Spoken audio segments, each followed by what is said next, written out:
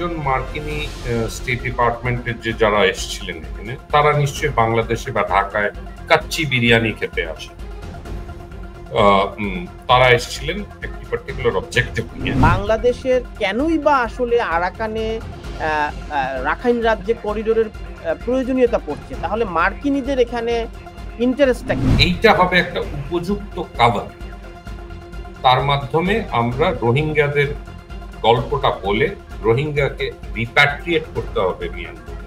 কিন্তু বাংলাদেশের লোকজনরা এটা হয়তো ভুলে গিয়েছিলেন, মিস্টার খলিলুর রহমান স্পেশালি, যে আমরা যখন বাংলাদেশ কোনো পজিশনেই নেই এই রোহিঙ্গাদের সেফটি আর সিকিউরিটি এনশিওর করার জন্য, হিউম্যানিটেরিয়ান করিডোরটা কি এক ধরনের কাভার হিসেবে ইউজ করা হবে?